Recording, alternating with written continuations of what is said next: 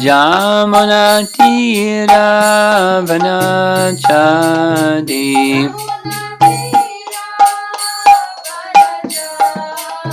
Jamuna Tira Vanachadi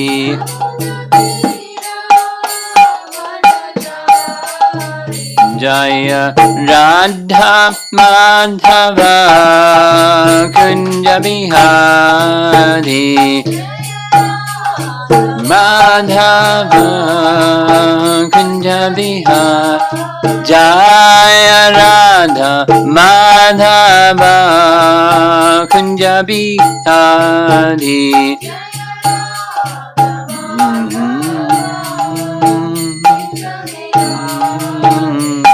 Gopi Janambalaba Girivara Dhari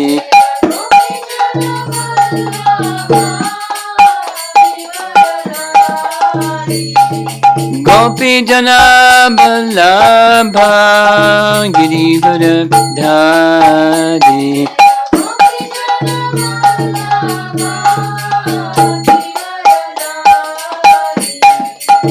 Yasoda Nandana Braja Janarandana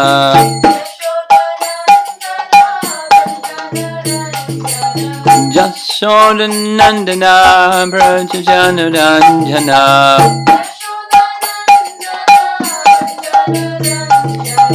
Jamana Tira Vanachadi Jamuna Tira Vanachadi Jaya Radha Madhava Kunja Bihari Madhava Kunja Bihari Jaya Radha Madhava Kunja Bihari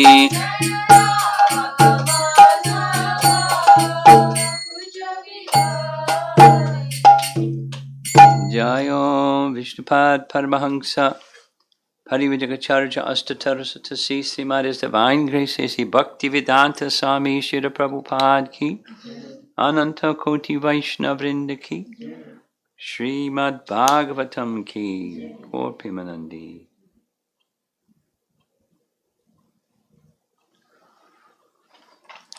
Om Namo Bhagavate Vasudevaya.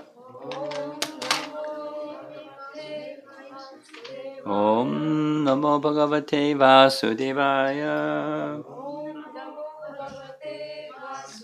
Om Namo Bhagavate Vasudevaya.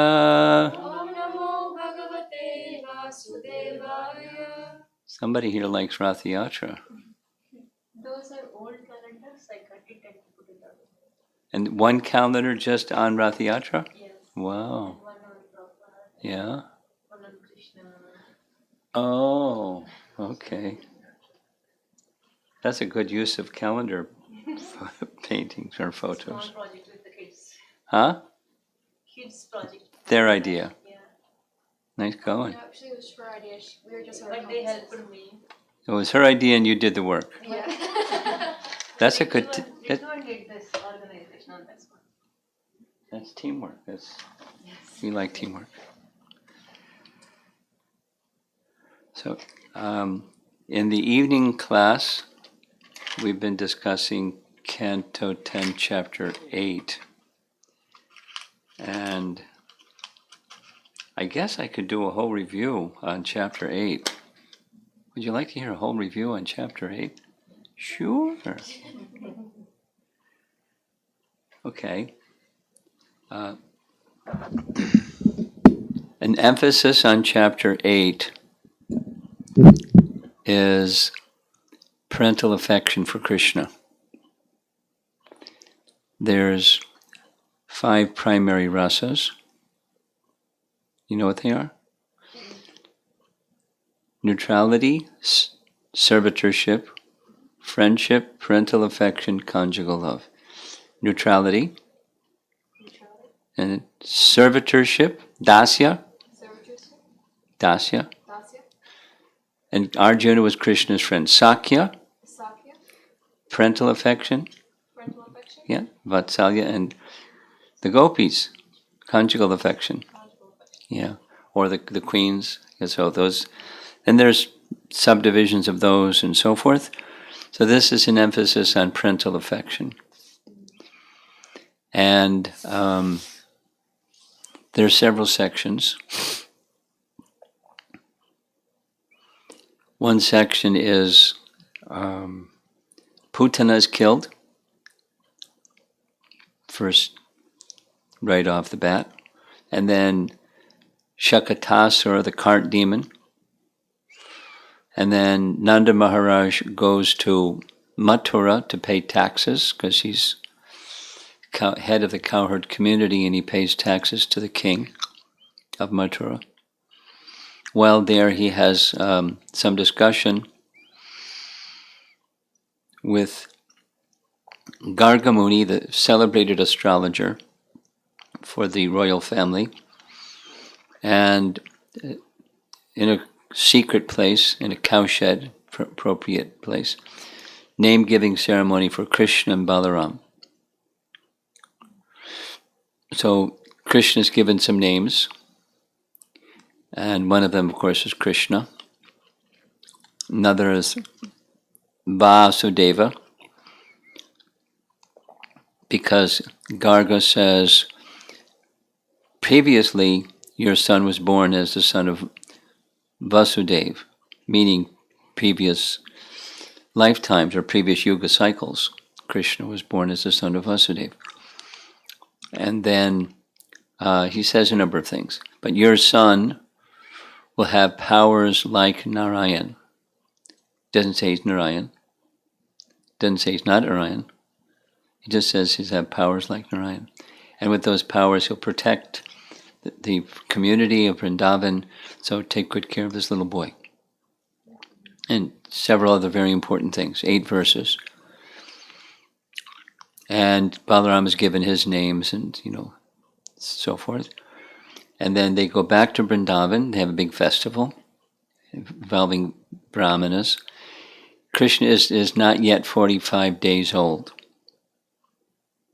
So, because name-giving, according to Vedic practice or tradition, the name-giving ceremony must be performed before that time. So he's just a little baby. And so then the ladies come, and when there's a new baby, what ladies do when there's a new baby, they get like goo goo gaga about over the little baby. So they do that with Krishna, only they're pure devotees and Krishna is the personality of Godhead. And then very quickly, there's stages, but he starts to crawl, he and Balaram. And it describes watching him crawl, and then he goes zigzag, he doesn't go in a straight line. And everyone's clapping and laughing. And then very quickly, long before most children start to walk, he starts to walk, becomes a toddler. And there's all this description of he walks a step, wobbles and tumbles, and Mother Yasoda picks him up and does what mothers do with little children. And then he looks at her, and she smiles, and he smiles. And it's just like the motherly affection, only with the personality of Godhead. Then he takes 2 steps, he turns and looks at her and runs back, and she opens her arms, and he, so all those little baby things that mothers love. And Krishna loves. He loves that affection of Mother Yasoda, pure love. And then there's, not in the Bhagavatam, but elsewhere, he's learning to talk. And that's real cute. And Balaram's learning to talk. And then very quickly he learns how to walk. And once he learns how to walk, he runs. And then he goes through Vrindavan with Balaram and the cowherd men. They have sons, but they have affection for Krishna, unlike even their affection for their own sons. Their hearts melt just seeing him. So it's the parental affection time in that chapter. And then he does his muck and chore pastimes of stealing butter. And there's a long section describing in detail what he does. And then the cowherd ladies that are Mother Yasoda's age and her peer group, they come to her home and start complaining. He steals butter. And then, with all the details. So skip the details. It's very nice. And then what the acharyas say, one of the things that Krishna wanted to do was stir their parental affection. And another thing he wanted to do was experience the happiness of Mother Yasoda scolding him. Now most kids don't want their mom to scold them. But Krishna wanted. It's because he knew it was affection. That's the place where the scolding would be coming from. But Mother Yasoda didn't scold him. She just hugged him and shook her head and said, "Why do you do these things?" And so Krishna wanted her to scold him. So he did something that would cause her to scold him. He ate dirt. Well, whether he ate dirt or didn't eat dirt, the cowherd boys said he ate dirt. And then there's a back and forth. He said they're liars, and she said, why would they lie? They're not your enemies, they're your friends. And there's your older brother Balaram, and he wouldn't lie. So why are you saying you didn't do this? Why are you saying they're liars? He said, if you don't believe me, you can look in my mouth. So she looked in his mouth, and you know what she saw. And it was actually the second time, because when he was younger, once he was just yawning, like a little child will sometimes. And she looked in his mouth and she saw the same thing. Only this gives lots of details and details and details. She saw like Arjuna saw the universal form and she saw the universal form. And the description is not identical. It's a different perspective on that feature of Krishna. But all the details of the universe she saw, including she saw herself looking inside Krishna's mouth, And then she started to consider, what just happened? And she went through some options and ruled them out. Said, maybe I'm dreaming. She said, no, I'm not dreaming. Maybe it's a mystic apparition created by the demigods, Devamaya. She said, no, I'm too insignificant. Why would the demigods bother with me? Maybe I'm just deranged. And she said, no, I'm quite normal, very rational. Then maybe this is one of those things that Gargamuni said that this boy will have potencies like Lord Narayan. So maybe it's some of Lord Narayan's potencies, just creating this appearance of this thing, the whole universe. I mean, with all the detail. And then she flowed very quickly into the mood of praying to Narayan, who was her worshipable deity in their home. And Lord Narayan this and that and that and that and that, and please protect my son. And then she went to another mood, which was a rise of detachment. He's not my son, and Nandaraj is not my husband, and I'm not the queen of the whole of Braja, and I'm just this insignificant person. And then she got very motherly again, because and he explains that Krishna wanted her mother. The scolding was over. Now he wanted her motherly affection in some other way, and she was too busy, like responding to what happened. She forgot her mother. For just a few moments, she became perplexed. So that's a secondary rasa. Astonishment is a secondary rasa. So Krishna covered her with Yogamaya, and she just said, whoever he is, he's my son, and he can't be the personality of Godhead, because if whenever I'm not there, he starts to cry. And some little inconvenience, and he comes running, and so he can't be the personality of Godhead. He's just my beloved son. Then the section concludes with Shukadeva Goswami saying, some people understand the Supreme Lord this way from this scripture, and then another way from another scripture, another way from another scripture. But Mother Yasoda, she's even beyond that. She just sees Krishna as her son, and there's nothing else. Most exalted personality.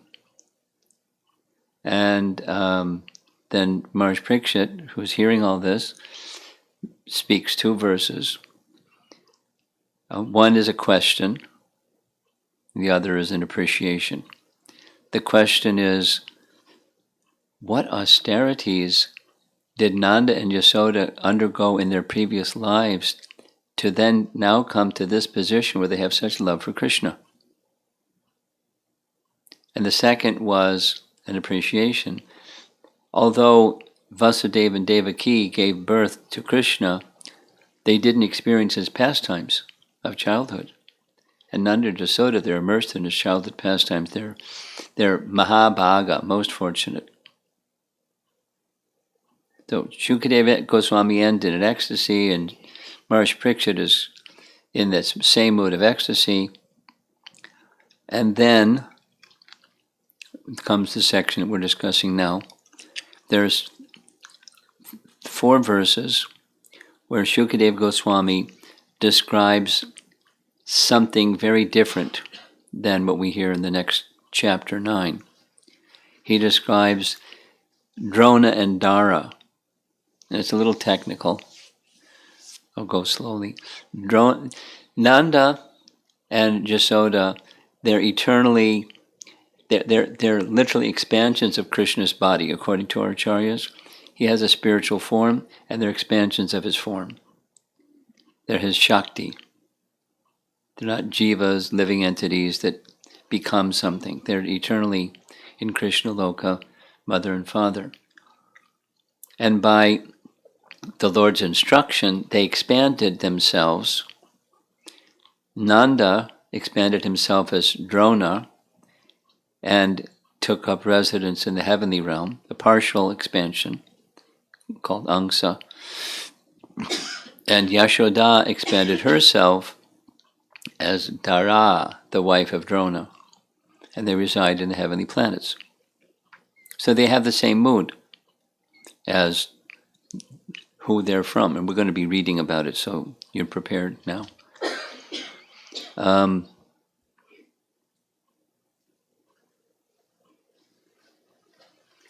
And whenever Krishna appears,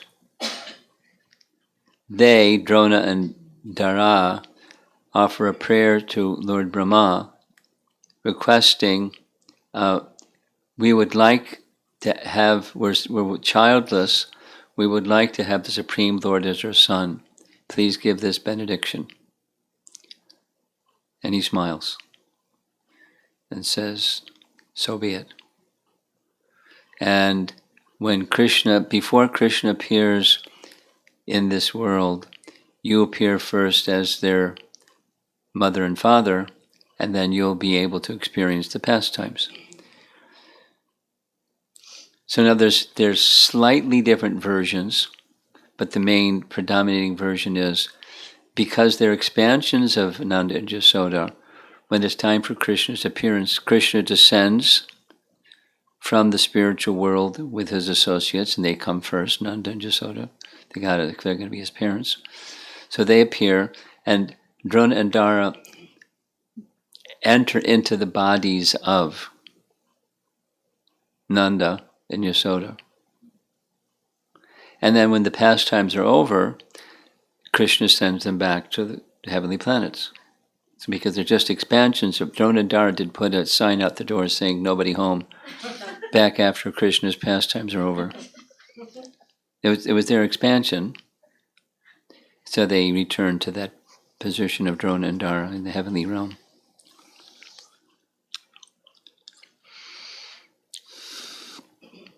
So then,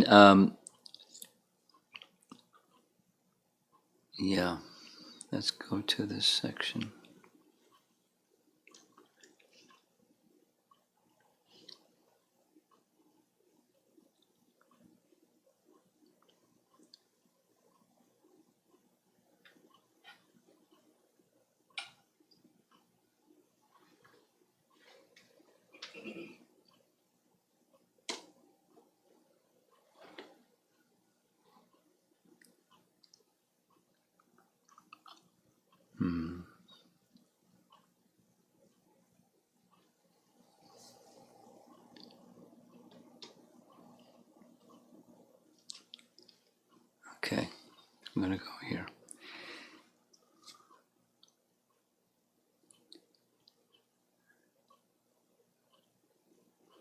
We're going to start with text 51.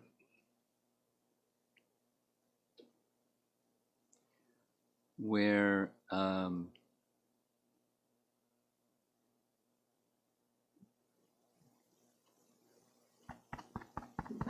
okay. Therefore, Sukadeva Goswami is speaking, O Maharaj Parikshit, best of the Bharatas, when the Supreme Personality of Godhead became the son of Nanda Maharaj and Yasoda, they maintained continuous, unswerving devotional love in parental affection, and in their association all the other inhabitants of Vrindavan, the Gopas and Gopis, developed the culture of Krishna Bhakti.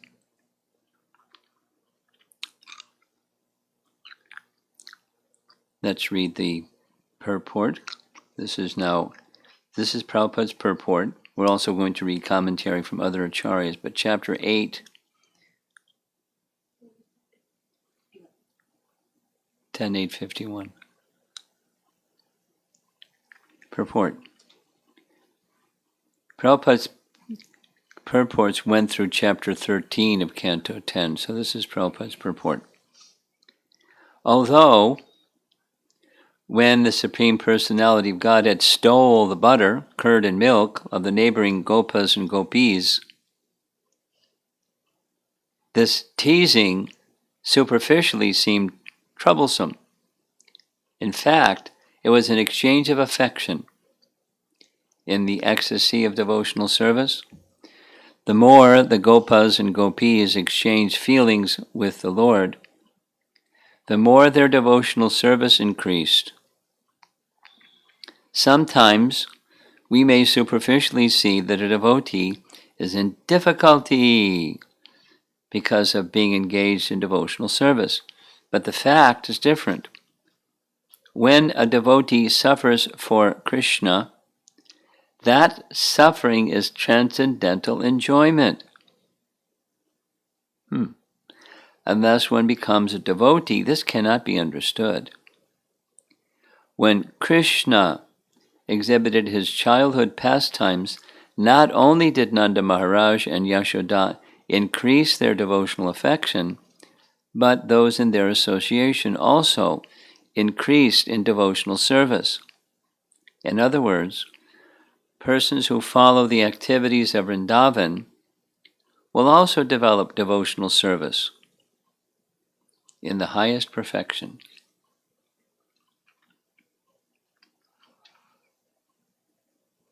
Well, before I go on with the commentary, I'll just mention a few things.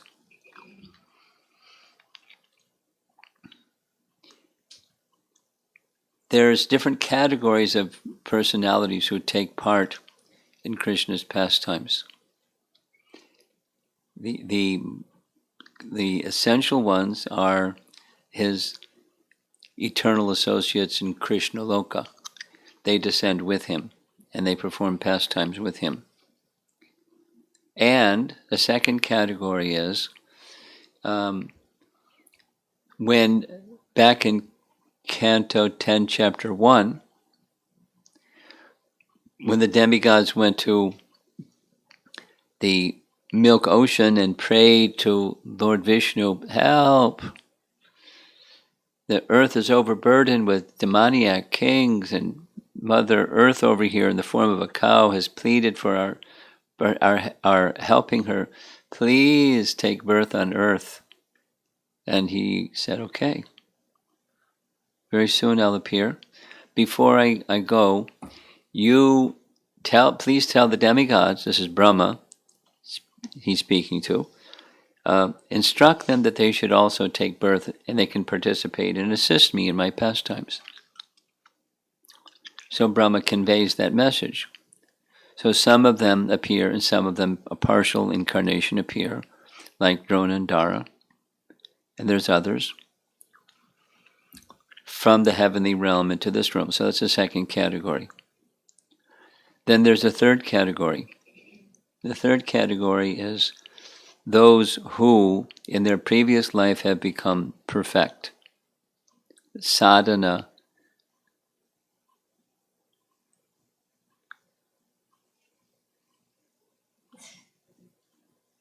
Sadhana siddhas. We know what sadhana means, practice, devotional practice. And siddha means you become perfect. When you become perfect through sadhana, that you become a sadhana siddha.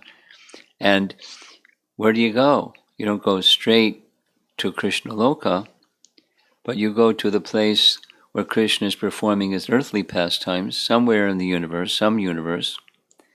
And the eternally perfect souls train up the sadhana siddhas. Here's how you do your service, here's the mood, here's the program. Like apprenticeship. It's common sense. People do it all the time. So those are three categories. Here's one detail of that third category. There's a group of gopis called Rishi Chari gopis. And those are the sages during Ram's pastimes in the previous yuga that wished to have a conjugal relation with the personality of Godhead, and he said, next lifetime. So they became sadhana siddhas in that group of Rishi Chari gopis. They were sages that became perfect and had entered into the mood of becoming gopis trained up by the Nityasiddha gopis. There's lots of room for gopis in the spiritual world.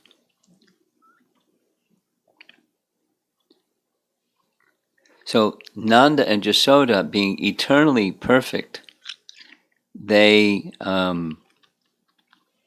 set the mood. He's the king of the cowherds, and he's not just like has a post and he's not qualified for the post. He has enormous spiritual influence, and by his spiritual influence he helped all those persons in Vrindavan to further develop their bhakti to the highest perfection. That's what Prabhupada's purport says.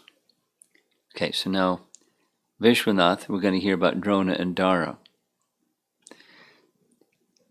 There's two names by which Krishna is addressed in the verse we just read, text 51. One is Janardana. Janardana is commonly like in Bhagavad Gita, it's a name for the super soul. Janardana. But this isn't, they're not addressing Krishna as super soul, they're addressing him in a different mood, in a different manner. Jana, in this case, means Gopi Jana. Jana means people. And Gopi Jana, like Gopi Jana Ballabha, Gopi Jana. The Gopi cowherd damsels. And then the other word, Ardhana, means tormenting or asking. Krishna is called Janardana because he tormented the gopis by stealing butter and other mischief. This is the elder gopis. And asked them for breast milk when he was a little boy. You know, the stealing, Brahma's stealing of the calves and cowherd boys. You know that pastime? Yeah? So for 1 year, Krishna manifested himself as each of the cowherd boys and calves. So the cows could have Krishna as their calf, and the mothers could have Krishna as their son. So he, as a calf and as a child, accepted milk from the gopis and from the cows. Nanda and Yashoda's devotion for Janardana existed from previously, Asit, and was superior, Nitaram, to that of all the other gopas and gopis. It is understood from this that the other gopas and gopis like Drona and Dara had also practiced bhakti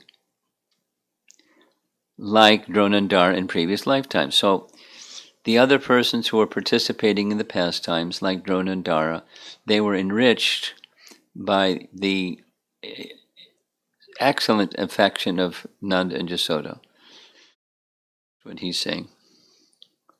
Jiva Goswami writes, because of their bhakti, that's Nanda and Yasoda, the Lord became their son, and not the son of anyone else. Because of the purity of their bhakti, he became their son. He is prayed to, Janardane, by others, like Brahma.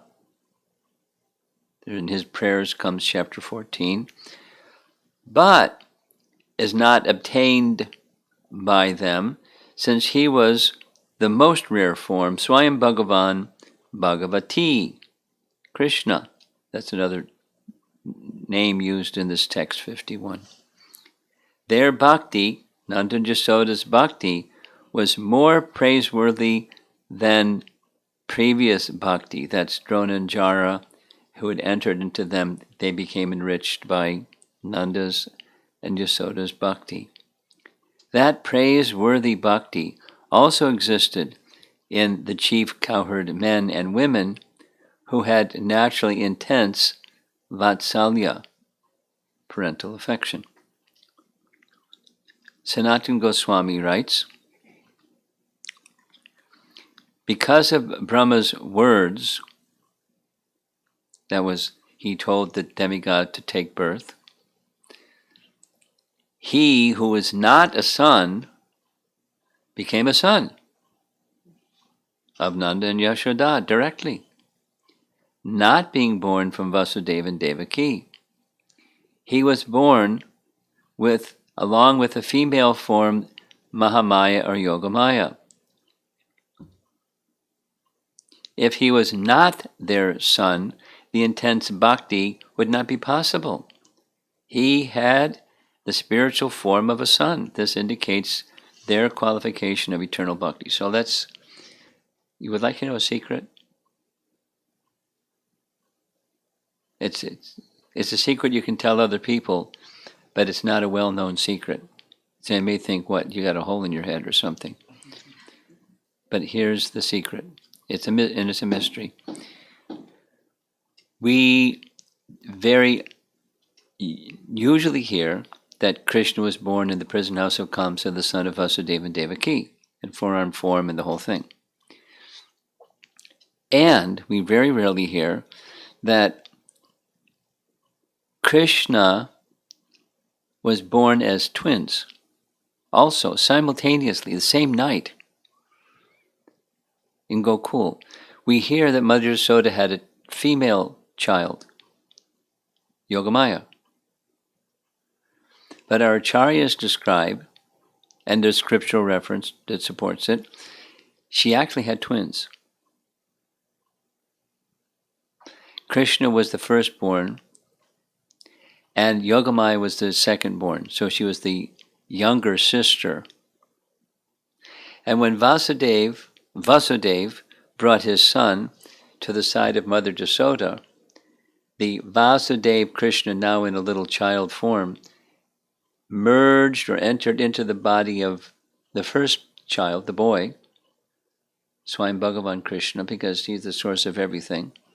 And there was a second child, female child, and that's the female child that was brought back to the prison house of Kamsa. So what's being said here is actually Krishna was born as the son of Nanda and Yasoda, not just a switcheroo at night. Should I say it again? Your eyes are rolling. No, I mean, I said like, oh, I got it now. Okay. Yeah, that's what I meant. Okay. Okay. He was born along with a female form, Mahamaya or Yogamaya. If he was not their son, the intense bhakti that they had, Nanda and Yasoda, Would not be possible. He had the spiritual form of a son. This indicates their qualification of eternal bhakti. Paragraph. There is destruction of birth and the rest of samsara by remembering him. Just by remembering Krishna, you overcome birth and death. He is prayed to, Janardane, by others like Brahma, but Krishna is not obtained by them, since he is the most rare form. This indicates that he is the Supreme Lord, but he also manifests sweet form qualities and pastimes, Bhagavati. This is the great fortune of Nanda and Yasoda. Among the cowherd people, the bhakti of these two is at all times special. Among all the cowherds with Vatsalya, Bhava, parental affection, those two had special bhakti because he was their son directly. And then speaking about Parikshit, because the verse says, O descendant of Bharata. That's how Parikshit is addressed. So now the commentary says, just like you have special bhakti for Krishna, O chief descendant. So Nanda and his wife had special bhakti for him also. Since Drona and Dara are expansions of eternal Nanda and Yasoda, their bhakti is naturally the highest. Nanda and Yasoda. Now, they have merged into their origins, Nanda and Yasoda, their bhakti, and the bhakti of the other cowherds is constant, as per the words of Brahma. Comes in chapter 14 later. Because of Brahma's blessings, the cowherds had this bhakti, whose nature is to never be fully satisfied, but constantly endeavor to please the Lord. This is now repeating another theme. That's in the stage of prema. It's not like, okay, now I made it. No. It's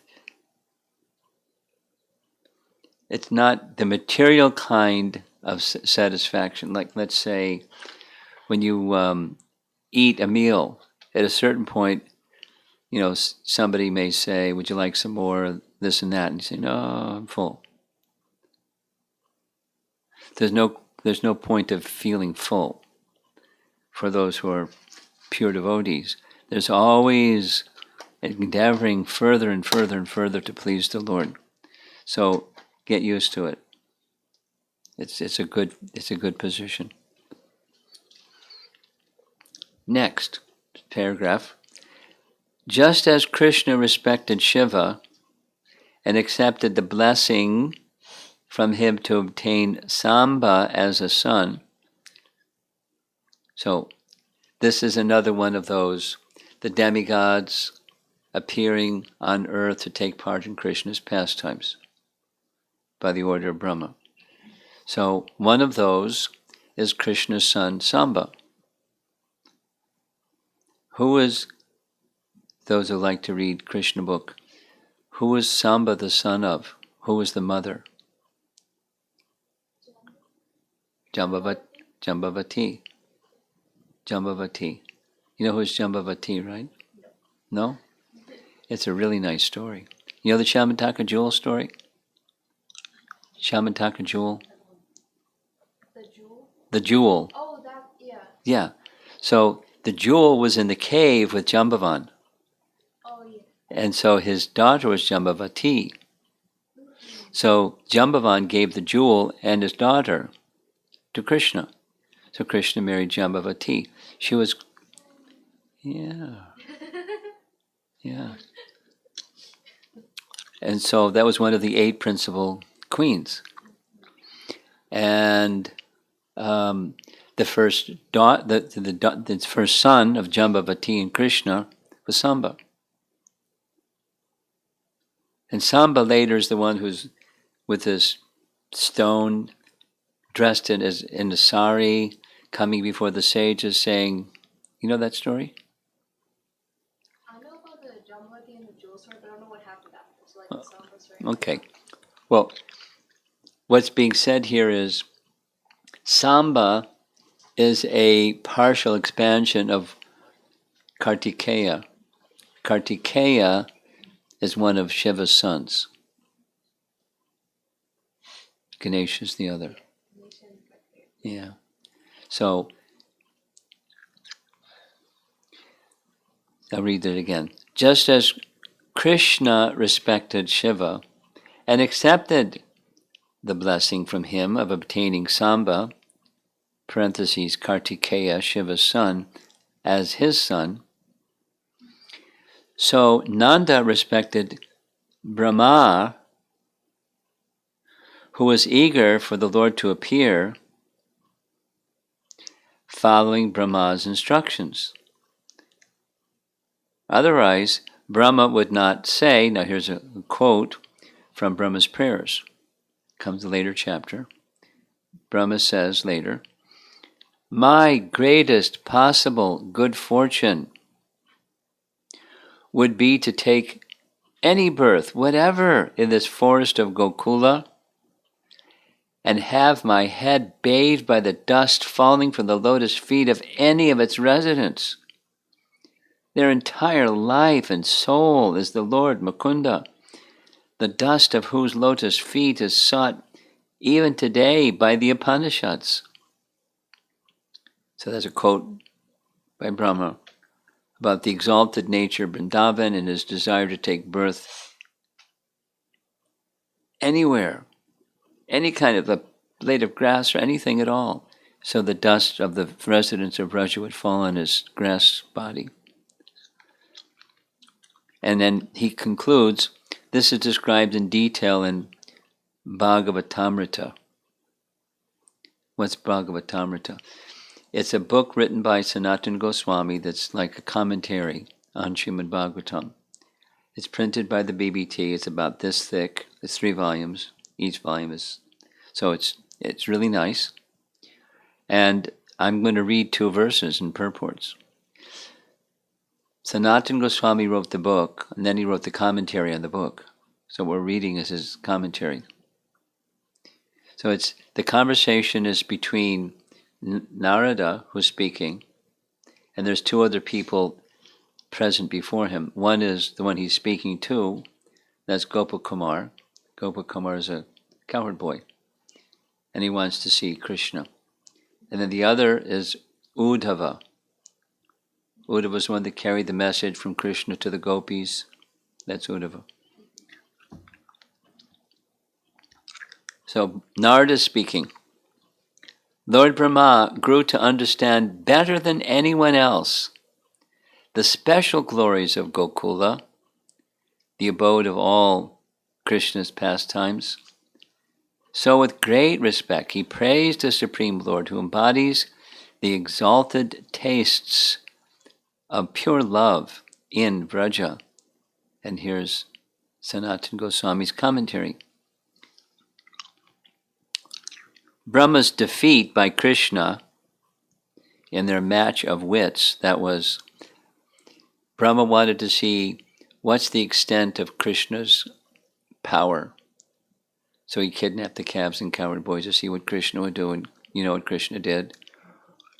Brahma's defeat by Krishna in their match of wits not only humbled Brahma, but also elevated him in understanding of Krishna's pastimes in Gokula, so much so that Narada calls him Mahatmya Vishesha Vittama, which means, quote, the best of those who know the special glories of Gokula. We find evidence of Brahma's understanding in his solemn prayer to Krishna, which is we just read, 1:14:34. I'll read it again. My greatest possible good fortune would be to take any birth whatever in this forest of Gokula and have my head bathed by the dust falling from the lotus feet of any of its residents. This is Brahma. He's he's a big guy. He's the creator of the universe. And that's like not a simple thing. But when he sees this situation in Vrindavan, that's far, far greater than anything he has in his possession. Their entire life and soul is the Supreme Personality of Godhead, Mukunda, the dust of whose lotus feet is being searched for in the Vedic mantras. Paragraph. Brahma became qualified to praise Krishna suitably by realizing him as the reservoir of all the ecstatic moods of Braja Prem. In many verses of Srimad Bhagavatam, Sri Shukadev Goswami expertly describes these varieties of rasa. For example, this is going back in chapter 13 of Canto 10. It's the cowherd boys playing. The mothers of the boys, upon hearing the sounds of the flutes and bugles played by their sons, immediately rose from their household tasks, lifted their boys onto their laps, embraced them with both arms, and began to feed them with their breast milk, which flowed forth because of extreme love specifically for Krishna. Actually, Krishna is everything. But at the same time, expressing extreme love and affection, they took special pleasure in feeding Krishna, the Parabrahman, and Krishna drank the milk from his respective mothers as if it were a nectarian beverage. This is when they were the 1 year that passed, and Krishna was the cowherd boys and the calves. Next, Brahma himself also very competently described these rasas in his prayers. This is text 31 from his prayers. Oh, Almighty Lord, how greatly fortunate are the cows and ladies of Vrindavan, the nectar of whose breast milk you have happily drunk to your full satisfaction, taking the form of their calves and children. All the Vedic sacrifices performed from time immemorial up to the present day have not given you as much satisfaction. That is, Krishna's most pleased by the residents of Vrindavan. And one more verse, Brihat Bhagavatamrita. It's later section. One who is greedy to drink the nectar at Krishna's lotus feet knows how exalted are the devotees who relish it. Lord Brahma, therefore, longs to come in touch with the greatness of those born in Gokula, and our friend Uddhava, because he's right there, the three of them, Narada, Uddhava, and Gopakumar, with the special greatness of the gopis. Commentary reads, while describing the glories of Sri Mathura Gokula, Narada has already pointed out the glories of the Vrajabasis, but now he wants to discuss their greatness in more detail. First, he dispels all doubts about the Vrajabasis' greatness, exaltedness. In the opinion of wise spiritual authorities like Brahmaji and Uddhava, the residents of Braja are the most fortunate persons. Brahma showed in his prayers to Krishna in Vrindavan that he is eager not only to become Krishna's servant, but more specifically to be given a little of the good fortune possessed by the Brajavasis. Brahma said in that same verse. Here's Uddhava spoke a similar praise to the gopis. This is when he visited Vrindavan with the letter from Krishna. The gopis of Vrindavan have given up the association of their husbands, sons, and other family members who are very difficult to give up, and have forsaken the path of chastity to take shelter of the lotus feet of Mukunda Krishna, which one should search for by Vedic knowledge. Oh, let me be fortunate enough to be one of the bushes, creepers, or herbs in Vrindavan, because the gopis trample them and bless them with the dust of their lotus feet. And the final paragraph from Brihat Bhagavatamrita. One should not think that Brahma's aspiration for any birth at all in Vrindavan is better than Uddhava's specific desire for a birth in which he can have on his head the dust from the gopis' feet. Brahma, after all, is the appointed ruler of the material world. And similarly, to become a pure servant of Krishna would be a great success for him. Uddhava, however, already being Krishna's intimate servant and friend, will be satisfied only by becoming one of Krishna's dearmost devotees. As a general rule, people desire what they lack. The prayers of both Brahma and Uddhava, each in their own way, are completely fitting.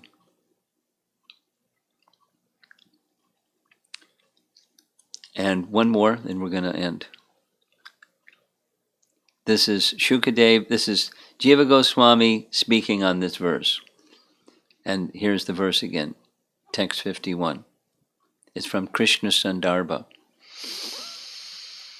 Therefore, O Maharaj Parikshit, O best of the Bharatas, when the Supreme Personality of Godhead becomes the son of Nanda Maharaj and Yashoda, they maintain continuous, unswerving devotional love and parental affection.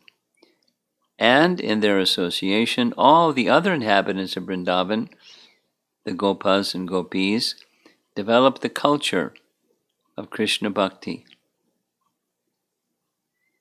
So, and it's just one short concluding statement.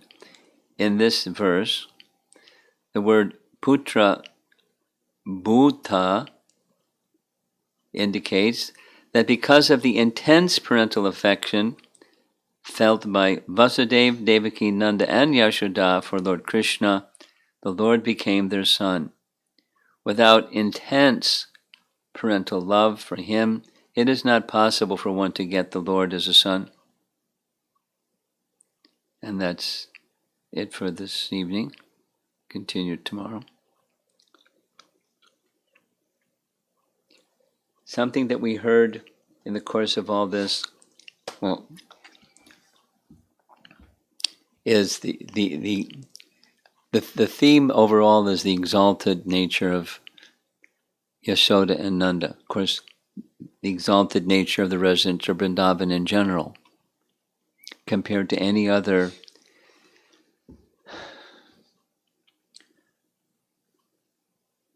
they're special. They're special.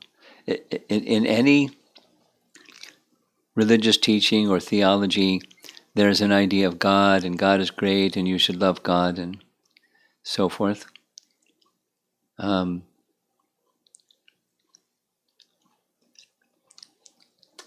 What our communications minister for ISKCON, Anutama Prabhu, who's also been serving as the GBC for the Midwest area here, shared something with me.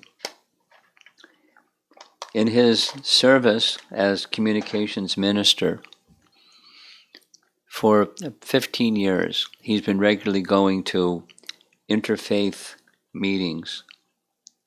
Interfaith. People from different, they get together, and especially So especially in Washington, D.C., it's important. It's an important place, and they have gatherings. So he goes. He's the representative of Hinduism, or at least specifically Hare Krishna. And he shared this with me, that the man that's like for a long period of time, for many years, has been like the organizer, the chief spokesperson for that interfaith group in Washington, spoke to him on the side in a little private conversation. He said, in Christianity, we always emphasize God loves you. And you are always emphasizing serving God. And I really like it. And I think I'm gonna start speaking like that from the pulpit, from the place where ministers speak. Not just, it's like when you receive from somebody, so you receive from your mother. So when you receive and you receive and you receive, it's nice to say thank you. And then it's another step to say, what can I do for you? So this priest was saying, I really like the idea. It's not just God loves you and we receive things from that person who loves us. He maintains us. Nityo nityanam chaitanas chaitananam. Eko bahunam yo vidadati kaman. The Vedas say this one maintains the many. He's the supplier of everything. All necessities of life come from that one source. And so there should be some gratitude for that one source from which everything comes. And when you have gratitude, what do? You render some service. So the residents in Vrindavan, they're at the highest level of the mood of service, so much so they can't even think about whether Krishna is God or not. They just want to serve him. And that what's being said here is, without that intensity of love, parental affection, Krishna is not going to become somebody's son. It's very, very special and very intense, the strength of their love. And in the case of, it's repeatedly spoken, Vasudeva and Devaki, they underwent austerities, but Nanda and Yasoda, they didn't undergo austerities. That's who they are. They didn't attain their position, their direct expansion from Krishna eternally, because he likes. And they do what he likes, and they like doing what he likes. They like doing what he likes, and he likes they're doing what he likes. It's a loving relationship. And in the course of that loving relationship, so many things. He's naughty. He shows his opulences. He cries. He shows the universe. He lifts the Govardhan hill. And he goes from one feature of his unlimited potencies being extended and then withdrawn, and the next thing he's doing something else. It's like a river that just keeps flowing, and there's varieties of moods within the river. Of the river moving fast, the river moving slow, and so forth. Just like when Krishna was bound by the rope of Mother Yasoda, we sing the song, and his whole body was trembling. His shark-shaped earrings were shaking, tears were streaming down his cheeks. He's fearful. And then when he's bound by the mortar, next thing he's doing is he's, okay, Narada gave us commitment that these two fellows, Nalaka Veramani Griva, that I would deliver them, so I better go deliver them. Just like seamlessly moved from one thing to the next thing, just to reciprocate with his devotees, out of love for his devotees. And that's Krishna. And the intensity of one's love for Krishna results in different experiences. But it's that's the internal potency, and the internal potency carries us above and beyond the the struggle of the external potency. It's just naturally so. So just by hearing these activities, it helps to carry us to that place, that consciousness, Krishna consciousness place. And very soon we're going to finish the chapter.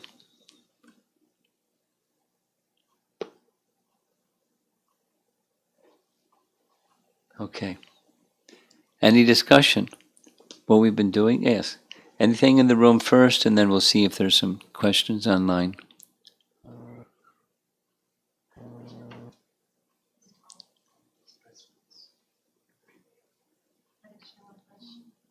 Thank you very much for giving us your. Keep going. Just keep speaking. He'll adjust the volume. I have a couple of questions. One is from my daughter last night. Ironically, she suddenly asked me this question. I gave some answer, but I wanted to know from you. So her question was, does Krishna want to be recognized as Supreme Personality of Godhead? Does he want to be treated and respected as Supreme Personality of God?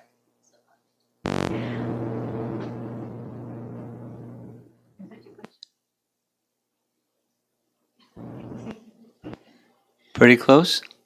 That's it? Yeah.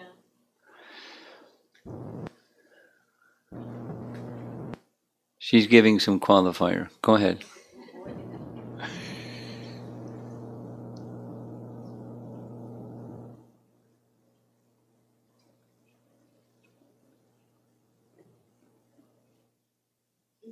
Right. Her question is like she's correcting me. Does Krishna want to be treated like a friend or God?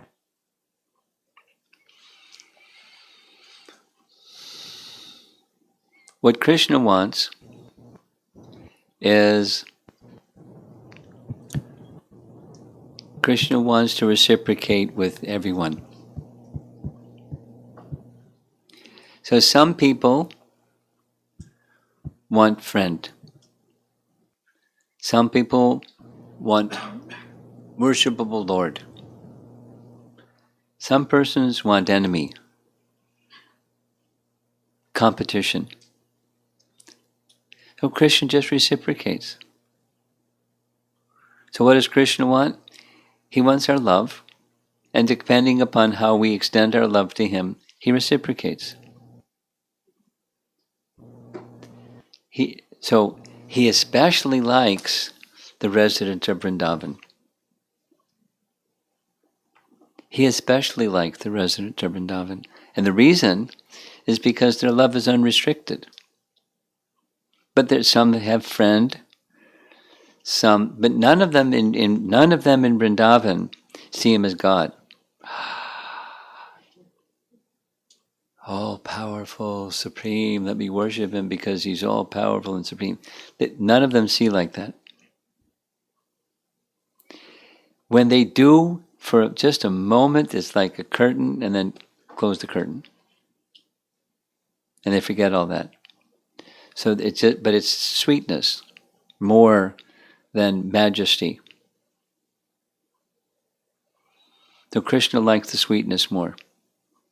Does that answer your question?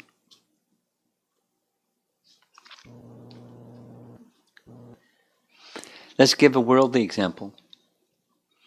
Supposing there's a big man, a businessman or a government man, or somebody like that, somebody like really important personality, and people get around him and they hear from him. Pay attention. This is your question. And so there's his public, image. Then he's home with his family, and his son is climbing on his back and saying, "Horsey, get up, let's go." And so his son or grandson is riding on his back, and that's more attractive than the big public image.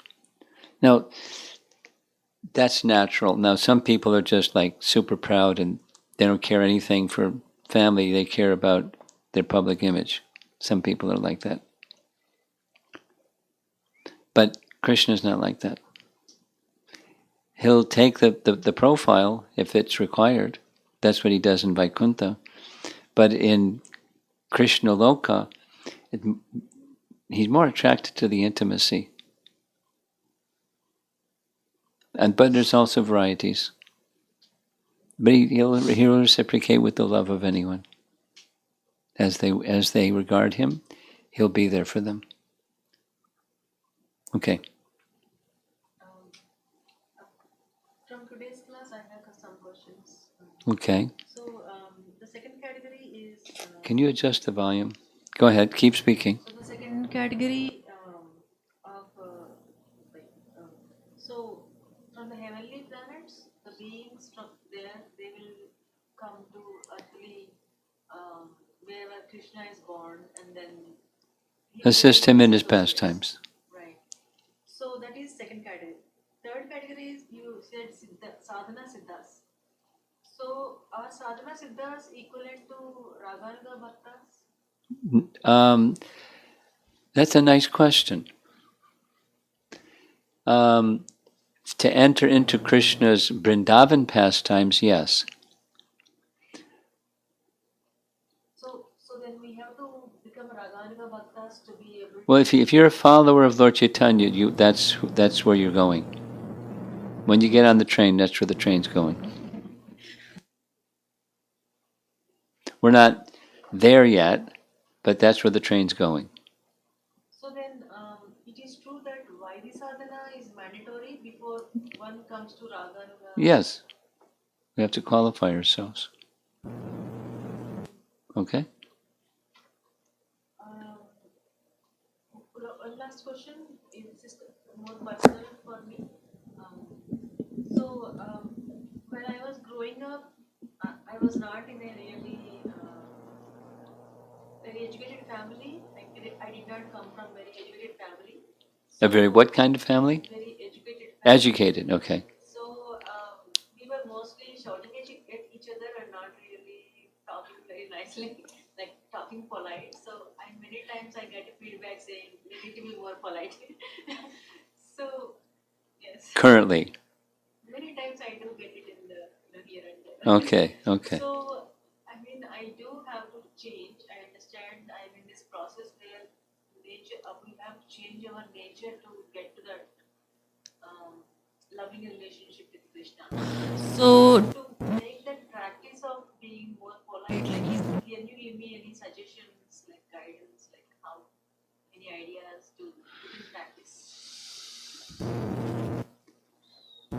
Well, here's one. You know what the golden rule is? You've heard of that? The golden rule? You can look it up, but I'll tell you. I'll send you a document. It's already there. In all cultures of the world, not only all religions of the world, but all cultures of the world, there's this rule that says you should treat others as you would want others to treat you. So when you become, like when Ningaraju picked me up at the airport today, as I was getting into the car, there was a girl standing there waiting to get picked up, and her T-shirt said, "Be kind." Because you would want people to be kind to you. So be kind to others. Do unto others as you would have others do unto you. That's the golden rule. That's the biblical saying, but it's in all teachings. It's in Mahabharata. It's all over the place. It's all over the place. All cultures. So before you speak or do, think in were the roles to be reversed, how would I want someone to deal with me? And then you do that.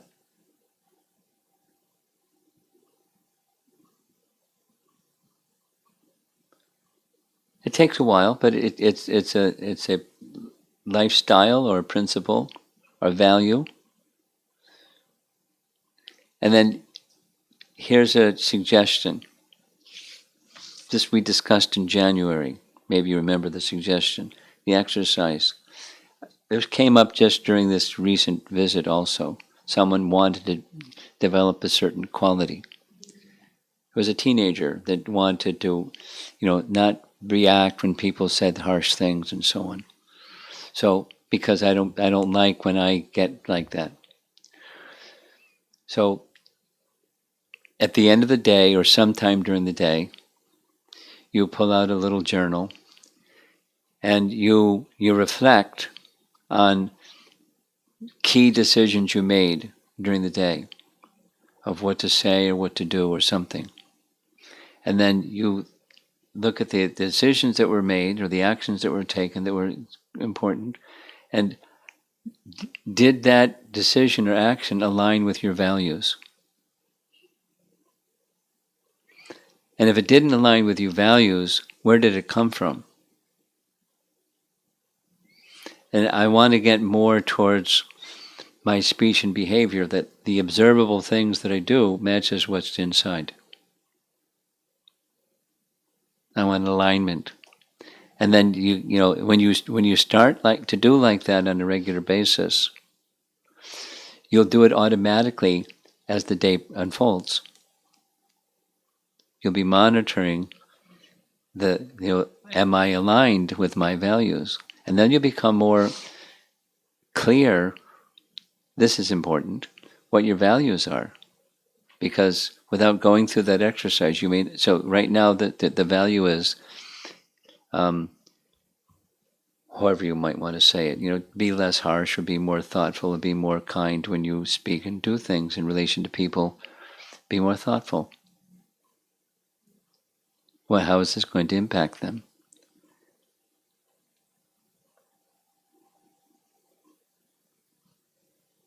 So then this again mixes with the modes of three modes, like mode of goodness, mode of passion, and mode of ignorance. Yes. When I'm in the mode of passion, I say whatever, not really be thoughtful. But if I'm more in mode of goodness, then I will be more thoughtful. Yes, naturally. And the exercise suggested is to help you move more to goodness. Just the exercise itself is designed to do like that. Because you could, for example, you could do that for 2 days, 3 days, but to do it for a sustained period of time, that requires mode of goodness. Thank you so much, Maharaj. It will help me to start practicing and maybe change one day. That's just a suggestion or an exercise. It's a good one.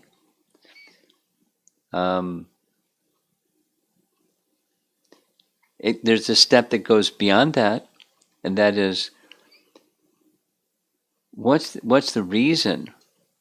What's the deeply held reality about my existence that I want to align my values with and align my behaviors with? Like, who am I?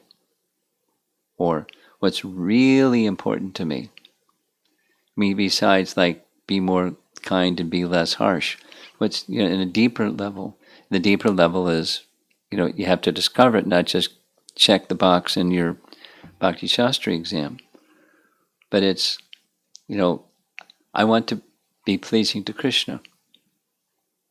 Self-improvement has a deeper purpose.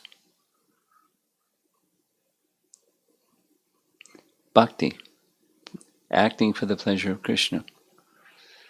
And are my values aligned with that? And are my behaviors aligned with my values and with that?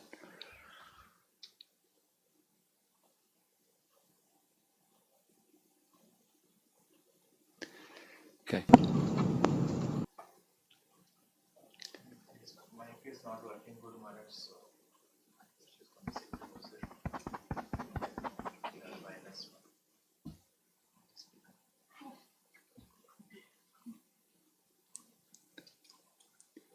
where's the little one? The little one's not working also? Okay. This is Radha Kunjabihari Prabhu. Who is the Sadhaka Siddha and what can we learn from them? Who is a sadhaka siddha and what can we learn from them? Well, because we've been speaking about it a lot for this section, Suttapan Prishni became sadhaka siddhas. They did, or Dhruva Maharaj became a sadhaka siddha. And what can we learn from them? They're role models, and we can understand that what are the elements that help them become siddha, and not just the particular actions that they performed, but the purpose that kept those particular actions moving forward. Mercy of Narada in the case of Dhruva, and strong determination.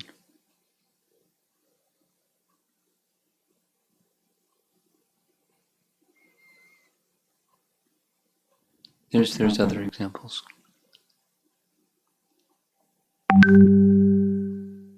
This is Govinda Mohini Mataji. And Atulya Mataji also has similar question. You mentioned that once one becomes perfected in sadhana, they go for an apprenticeship to learn how to do their service. So does it mean that they don't go back to Godhead? Could you please explain this again? Yeah, there's a warm up, a practice session before going back to Godhead.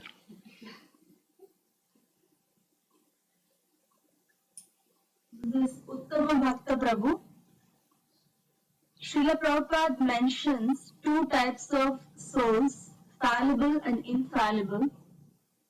Is that a permanent position or subject to use of our free will? If subject, how do both terms stand? Well, it's subject to our free will and mercy, and to become eligible for mercy, then there's practices that we take up with our free will, and appeal for mercy from the personality of Godhead. So there's different sadhanas, and there's different aspirations for achieving things.